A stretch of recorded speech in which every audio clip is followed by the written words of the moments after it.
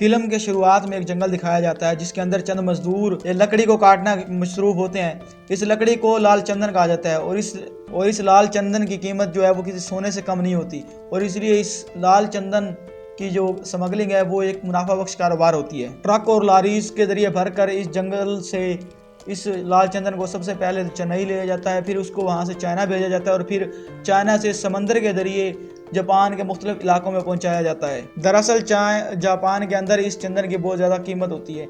वहाँ पर शादी के वक्त एक रस्म किया जाता है जिसके अंदर जो शोहर है वो बीवी को एक वायलिन देता है लाल चंदन की लकड़ी से बनी हुई और इस छोटे से वायलिन की कीमत तकरीबन 8 लाख रुपए होती है। फिर अगले सीन में हमें दिखाया जाता है कि पुष्पा लाल चंदन की डिलीवरी के लिए जाता है लेकिन रास्ते में उसको पुलिस रोक लेती है।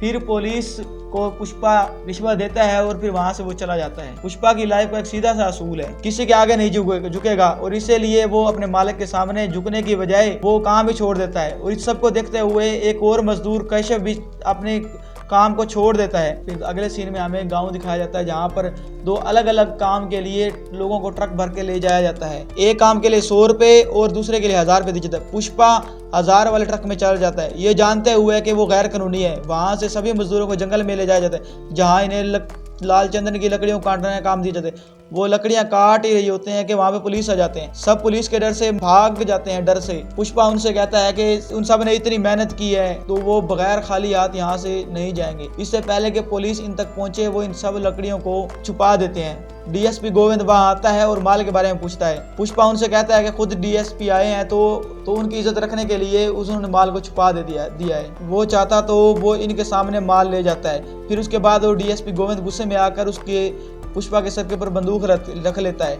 ये देखकर सब जो मजदूर हैं वो गुस्से में आ जाते हैं। फिर पुष्पा कहता है कि अब आप ये देख लें कि पुलिस ताकतवर है या ये सब मजदूर ताकतवर हैं और इसलिए गोविंद के पास वापस जाने के अलावा कोई रास्ता नहीं था। ये पहली बार था कि जब कोई गोविंद के हाथों से बच निकला है। ये देखकर केशव बहुत ज्यादा मुतासिर होता है और अब से वो पुष्पा का राइट हैंड बन जाता है। सब मजदूर अपना काम खत्म करके जा रहा होता है कि गोविंद पूरी पुलिस फोर्स के साथ वापस आ जाता है। पुष्पा इस सब के बीच उनको चकमा देकर ट्रक ले जाता है और ट्रक कहीं छुपा देता है, बल्कि वो आगे होकर पुलिस को खुद के हवाले कर देता है। पुलिस स्टेशन कुछ के दौरान कहानी को पीछे ले जाया जाता है जहां में ये पता लगता है कि पुष्पा एक गांव के बड़े आदमी का नाजायज बेटा है। वेंकट रमन पहले से शादीशुदा था और वो पुष्पा की मां से बहुत ज्यादा प्यार करता था। बचपन में ही उसके बाप की मौत हो गई थी और उनके जाने के बाद ही पुष्पा के सुतीले भाई ने पुष्पा और उसकी मां को परेशान करना शुरू कर दिया क्योंकि वो नहीं जानता था कि पुष्पा के नाम के आगे उस बाप का नाम लगे। फिर अपने माल का पता लगाने के लिए उस माल के मालिक पुलिस स्टेशन आते हैं। पुष्पा के नए बॉस का नाम है रेड्डी। ये 3 भाई हैं। पहले का नाम कोंडा रेड्डी, चक्का रेड्डी और जोले रेड्डी। कोंडा रेड्डी स्मगलिंग सिंडिकेट का एक अहम मेंबर है जो पूरे काम को देखता है। चक्का रेड्डी को पूरे धंधे को संभालता है और जोली रेड्डी जो सबसे छोटा भाई है, कहने को तो वो बिजनेस का हिस्सा है लेकिन वो ज्यादातर टाइम शराब और शबाब में गुजारता है। उसकी नजर जिस लड़की के ऊपर पड़ जाती है उसको नहीं छोड़ता। चक्का जोली के पास पुष्पा से पूछने के लिए पुलिस स्टेशन में आता है और उससे माल के बारे में पूछता है और साथ ये भी पूछता है कि उसने अपना मुंह क्यों नहीं खोला पुलिस की इतनी मार खाने के बावजूद। पुलिस को माल के बारे में बताकर उसका कोई फायदा नहीं है, इसलिए वो माल के बताने के बारे में 5 लाख रुपए की डिमांड करता है और साथ वो कहता है कि हमें पुलिस से भी इजाजत दे। वो चक्का मान जाता है और वो पुलिस और पुष्पा उसे माल उठा देता है। जोली माल मिलने के बाद पुष्पा की बेइज्जती करता है और कहता है कि वो अपनी औकात की गाड़ी में वापस जाए। उसके बाद पुष्पा गुस्से में आकर उस 5 लाख रुपए से फौरन नई गाड़ी खरीद लेता है और इसी कार से जोली रेड्डी के सामने आता है। अगले सीन में हमें दिखाया जाता है कोंडा रेड्डी ने मजदूरों की एक कॉन्फ्रेंस बुलाई होती है। मजदूर उससे कहते हैं कि जब से नया डीएसपी आया है तब से हमारे लिए लकड़ियों काट कर उसे गोडाउन तक लेके आना बहुत ज्यादा मुश्किल हो गया है। फिर वहीं पे पुष्पा कोंडा रेड्डी से कहता है कि उसके पास एक ऐसा प्लान है कि उससे कोई भी हमारी लाल चंदन को नहीं पकड़ सकेगा। फिर वो उसे अकेले में बताता है, कहता है कि ट्रक को हम 2 हिस्सों में तकसीम कर दें। जो नीचे है उसको हम लाल चंदन रख देंगे और उसके ऊपर दूध और दूसरी चीजें रख देते हैं और इस तरह कोई भी हमें नहीं पकड़ सकेगा और सबको ऐसा लगेगा कि जैसे दूध का कारोबार हो रहा है। जैसे ही पुष्पा पहला ट्रक पुलिस से पास करवाता है तो कोंडा रेड्डी चक्का से कहता है कि तुम सारा काम पुष्पा को सौंप दो, अब तुमने सिर्फ सुपरवाइजर करनी है और वो एक ट्रक के बदले में पुष्पा को 5 लाख रुपए देते हैं। लेकिन पुष्पा उससे कहता है कि मैंने आपके साथ 4% पे पार्टनरशिप पे काम करना है। ये सुनकर सब हैरान रह जाते हैं कि वो यानी कि मतलब वो 4 लाख पर काम करने के लिए तैयार हो जाता है। फिर बाद में पुष्पा केशव को बताता है कि उस 4% पर काम करने से 1 लाख रुपए का नुकसान नहीं हुआ, बल्कि उसको वो पार्टनरशिप के ऊपर काम करना चाहता है। दरअसल उस वक्त पुष्पा के दिमाग में पैसा नहीं बल्कि पार्टनरशिप चल रही होती है। फिर यहाँ पर मूवी के अंदर रोमांस का एंट्री होती है और पुष्पा को अपने ही एक मजदूर की बेटी श्रीवल्ली से प्यार हो जाता है। फिर वो केशव के जरिए इनडायरेक्टली श्रीवल्ली से मिलने की कोशिश करता है, लेकिन वो श्रीवल्ली कोई खास रिस्पॉन्स नहीं देती। बहरहाल केशव श्रीवल्ली और पुष्पा की 1-2 मरतबा मुलाकात भी करवा देता है। इसी दौरान गोविंद कोंडा रेड्डी के ट्रक को पकड़ लेता है और इसके दौरान श्रीवल्ली के बाप के साथ एक और बंदा भी पकड़ा जाता है। गोविंद उन दोनों से कहता है कि तकरीबन 200 करोड़ का माल है जो कि चेन्नई से बाहर जाने वाला है और वो मंगल सीनू का है और वो अपना माल कोंडा रेड्डी के गोदाम पे रखने वाला है। अगर वो इस दोनों के मालूमात गोविंद को दे देंगे तो ना इन्हें छोड़ देगा बल्कि रिवार्ड के तौर में 50 लाख रुपए भी देगा। श्रीवल्ली के पिता ये सोचते हैं कि ये जो पैसे हैं उसकी बेटी की शादी में काम आ जाएंगे, इसलिए दोनों पुलिस से मिल जाते हैं। मंगल सीनू मुंबई में होने वाली लाल चंदन की तो स्मगलिंग का सबसे बड़ा गुरु होता है। कोंडा रेड्डी से लेकर तमाम छोटे मोटे जितने भी हैं वो अपना सब माल मंगल सीनू को बेचती है और मंगल सीनू तकरीबन 15 चेक पोस्टों को क्लियर करवा कर इस माल को मुंबई में ले जाता है। मंगल सीनू कोंडा रेड्डी के गोदाम के ऊपर अपना माल रखवा देता है और इस तमाम माल निकलवाने की जिम्मेदारी पुष्पा के ऊपर हो जाती है। लेकिन पुष्पा के कहने के बावजूद भी ये माल उस गोदाम से निकल नहीं सकता क्योंकि जोली रेड्डी उस रात एक लड़की को लेकर गोदाम पर आ जाता है। दूसरी तरफ श्रीवल्ली के वालिद गोविंद को बता देते हैं कि माल कहाँ है और वो पूरी पुलिस फोर्स लेकर गोदाम की तरफ चल पड़ता है। पुष्पा भी ये बात समझ लेता है कि अब वो सड़क के जरिए इस सब माल को नहीं निकाल सकता और इसलिए वो इस तमाम माल को नदी में बहा देता है और केशव को पैसे देकर भेजता है कि वो जाकर वहां पर डैम के ऊपर मौजूद शख्स से कहे कि वो डैम के तमाम दरवाजे बंद कर दे। जब पुलिस वहां आती है तो उन्हें कुछ नहीं मिलता और वो जो डैम के एक तरफ जो तमाम माल इकट्ठा हुआ होता है पुष्पा उस सबको निकलवा कर मुंबई भेज देता है। जब सिंडिकेट को यह पता लगता है कि पुष्पा की वजह से तकरीबन 200 करोड़ का माल बचा लिया गया, हालांकि पुलिस को इसके बारे में खबर भी मिल चुकी थी, तो तमाम सिंडिकेट और मंगल सीनू इस सब खुशी के लिए एक पार्टी रखते हैं। उस पार्टी में पुलिस से लेकर पॉलिटिशियन से लेकर सब तक आते हैं। इसी पार्टी के अंदर पुष्पा को पता चलता है कि मंगल सीनू मुर्गन से 1 टन के बदले 2 करोड़ रुपए लेता है और कोंडा रेड्डी और दीगर लोगों को सिर्फ 25 लाख रुपए देता है। जब पुष्पा को ये बात पता लगती है तो वो जाकर कोंडा रेड्डी को बता देता है। कोंडा रेड्डी ये बात जानता था कि मंगल सीनू से इस तरह की बात करना का मतलब है कि अपनी मौत को दावत देना। वो बड़ी तेजी चालाकी से कहता है पुष्पा को कि वो जाकर बात करे। अगर मंगल सीनू मान गया तो वो अपनी 50-50% दोनों 50-50 पे काम करेंगे, लेकिन अगर मंगल सीनू नहीं माना तो तुम मुझे जानते ही नहीं।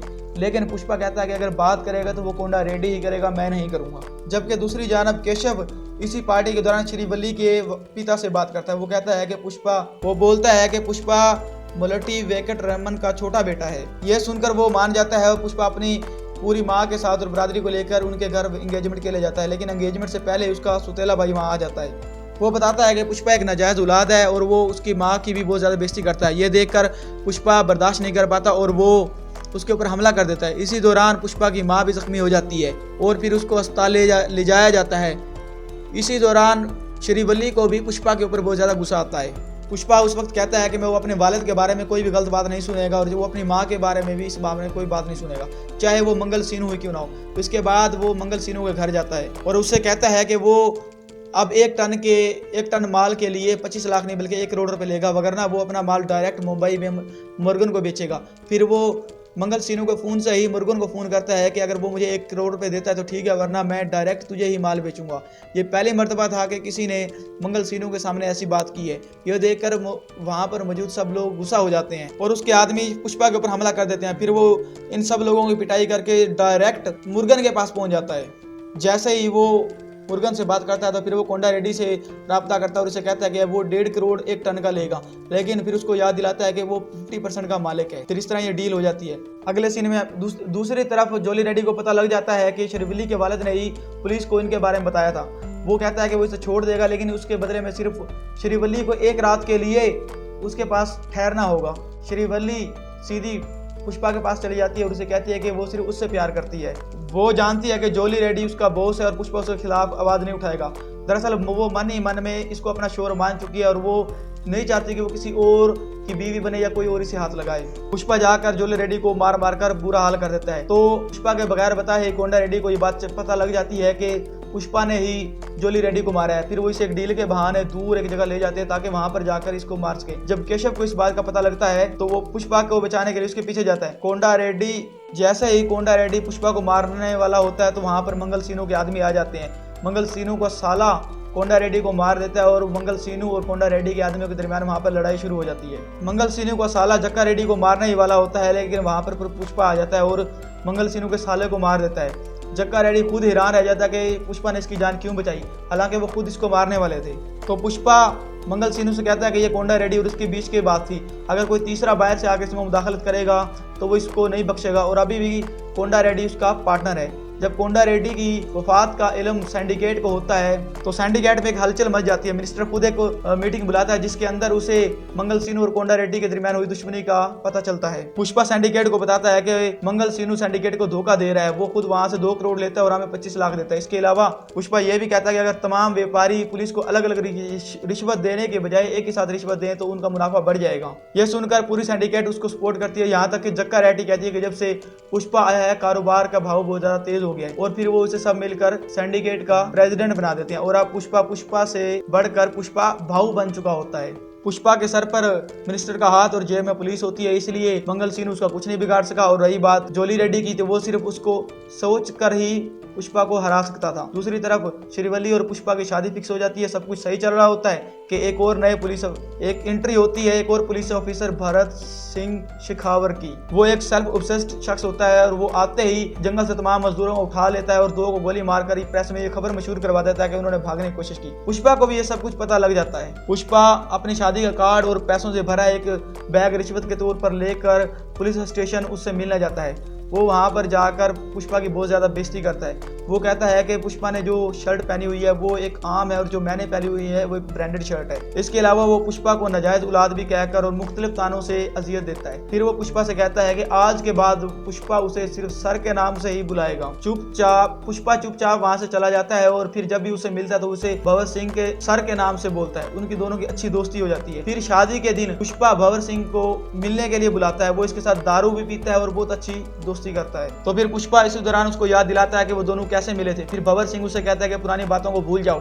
फिर पुष्पा उसे कहता है कि बात अगर उसकी होती तो फिर भी कोई बात नहीं थी। भंवर सिंह ने उसकी माँ को इंसल्ट किया, वो चाहता तो उस दिन ही उसका जवाब दे सकता था, लेकिन उसने अपनी माँ से वादा किया था कि वो ऐसा कुछ नहीं करेगा। वो उसको अपने सारे कपड़े उतारने का कहता है और कहता है कि तो तुम्हारा ब्रांड कपड़ों के साथ ही उतर गया, अगर वो नंगा गाँव में जाएगा तो उसकी बहुत ज्यादा बेइज्जती होगी। वो इससे कहता है कि अगर वो वर्दी के बगैर गाँव में जाएगा तो उसे कुत्ता भी नहीं पहचानेगा। उसके बाद वो अपने कपड़े उतारता है और कहता है कि मेरा ब्रांड मेरे कपड़े नहीं बल्कि मेरे अंदर दौड़ता हुआ मेरा वालिद का खून है। अगर मैं अभी भी चले जाऊं तो पूरा बगैर कपड़ों के भी चला जाऊं तो पूरा गाँव मेरी इज्जत करेगा, क्योंकि इसने यहीं से सफर शुरू किया था। शिखावत की वर्दी के बगैर कोई पहचान नहीं। ये कहकर वो वहां से डायरेक्ट अपने शादी के मंडप में चला जाता है। श्रीवल्ली उससे पूछती है कि सब कुछ ठीक तो है ना। वो उसे कहता है कि किसी ने पुष्पा सुनकर फ्लावर समझने की कोशिश की थी, लेकिन वो उसे बताया है कि पुष्पा फ्लावर नहीं फायर है। वो उससे पूछती है कि किस्सा खत्म हो गया है, तो पुष्पा कहता है कि किस्सा तो अभी शुरू हुआ है। यहाँ पर फिल्म खत्म हो जाती है लेकिन यहाँ पर मूवी खत्म नहीं होती। यहाँ पर मूवी तो खत्म हो जाती है लेकिन जो मूवी की स्टोरी है वो खत्म नहीं होती।